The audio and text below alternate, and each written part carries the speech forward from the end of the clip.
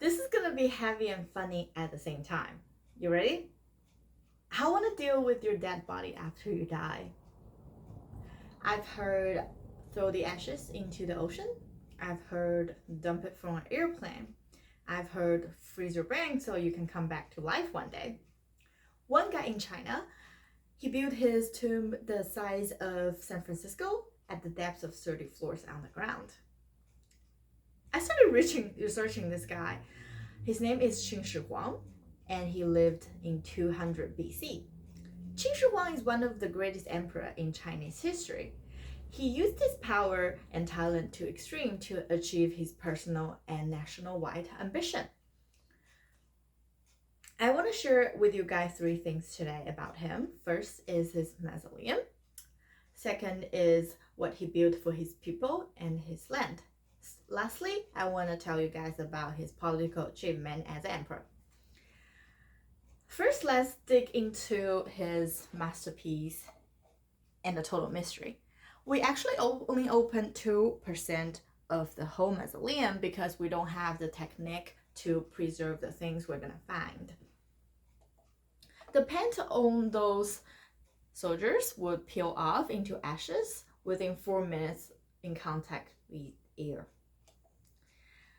The other interesting scientific findings of the soldiers are if you put their faces into facial database, you will find out they are actually real people who exist. Even their ears are real ears. There's 8,000 of them.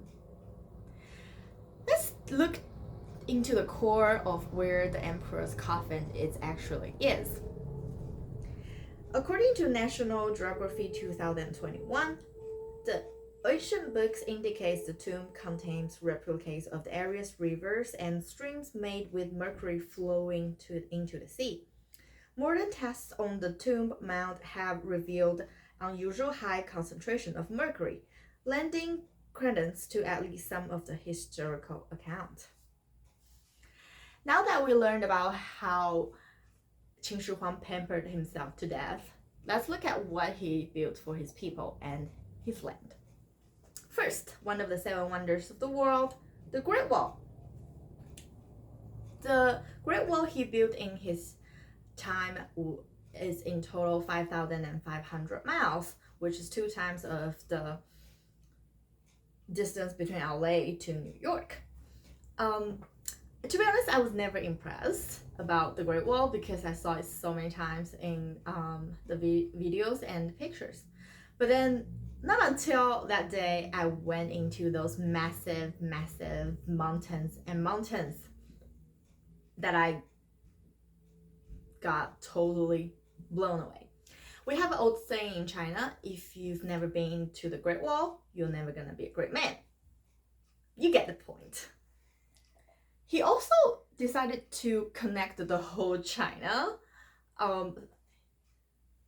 without any cars or airplanes or train, but horses. We can still see some of his work until this day. He also built some really great hydraulic engineering projects. This one, Dujiangyan, is still one of the most advanced dam in the whole world, and it was listed in the World Heritage List in 2000. After we learned about what he built for the country and himself, you must be thinking he's really good at leadership and management. Let's now learn about his political achievement as an emperor. He united China. It was 200 years before the Roman Empire. Quote from BBC News 2012, before Qing, Chinese multiple states were diverging rather than converging. They have different calendars, their writings were starting to vary. We wouldn't have a China without Qin Shi Huang, says Harvard University Peter Bao.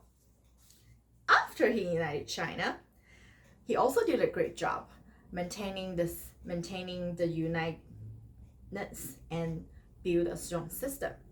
An article from Smithsonian Magazine 2009 wrote, the emperor standardized weights and measurements and introduced a uniform writing script. He collected taxes administrated justice, and he had trained bureaucrats all over China. There's a lot of great emperors in the world, but Qin Shi Huang is one of a kind. He uses talent and power to the extreme to achieve his personal and national-wide ambition. He built Adeline, he built Great Wall and roads and dams for his people. He also have high achievement as a politician. Have you ever wondered what's the ending of Qin Shi Huang? His dynasty only lasts 13 years, which makes it the shortest dynasty in the whole Chinese history because he overused his power and his people. But the things he built still benefit the generations to come.